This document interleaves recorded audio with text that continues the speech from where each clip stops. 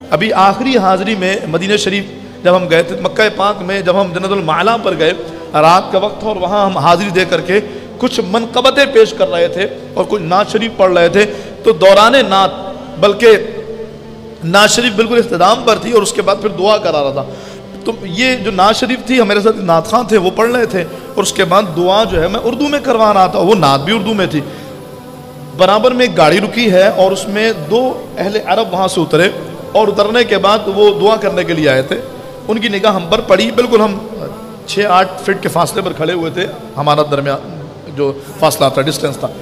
اب وہ ہماری نعت اور دعا سن کر کے رک گئے. پھر اس کے بعد انہوں نے عربی میں جملہ کہا، میں آپ سے عرض کروں کچھ مجھے عربی آتی ہے، الحمدللہ بول بھی لیتا ہوں، سمجھ بھی لیتا ہوں. تو جو عربی میں بات کی انہوں نے جملہ کہا، انہوں نے کہا تم نے بڑی خوبصورت نعت پڑھی. تو میں آج جب تیاری کر رہا تھا مجھے وہ واقعہ یاد آیا، میں نے کہا سبحان اللہ، یہ ہماری بات نہیں ہے کہ ہم عربی کلام سن کر خوش ہوں، وہ اہل عرب کا انداز بھی ہے کہ وہ اردو کیا جانے، ہم تو عربی پھر بھی کچھ سمجھ جاتے ہیں کیونکہ قرآن کی زبان ہے.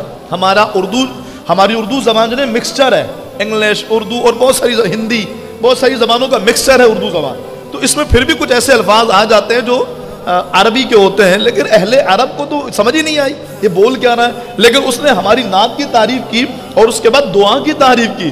تو میں نے ان سے پوچھا کہ آپ کو سمجھ تو کچھ بھی نہیں آئی؟ کہا یہ دل بتاتا ہے کہ جو کہہ رہا ہے وہ محبت کی باتیں کر رہا ہے. پھر اس کے بعد انہوں نے ہمارے سامنے قصیدہ بردہ ہی پڑھنا شروع کیا، ان کا اپنا مخصوص انداز اہل عرب کا. تقریباً 20 منٹ تک وہ قصیدہ بردہ پڑھتے رہے. ہمارے ساتھ جو افراد تھے ان میں کسی کو سمجھ میں نہیں آ رہے تھے کیونکہ ظاہر ہے قصیدہ بردہ شریف کے بہت سارے اشعار ہیں، تو معروف اشعار تو پھر بھی سنے ہوئے ہیں، غیر معروف تو ہم نے ظاہر سنے ہی نہیں ان لوگوں نے. تو پھر ان اشعار پر بھی پورا گروپ اور تمام شرکاء قافلہ جھوم رہے تھے. میں نے کہا بھائی تائید دونوں طرف سے ہو گئی، یہ ضروری نہیں کہ عربیوں کو اردو آتی ہو اور اردو والوں کو ضروری عربی آتی ہو.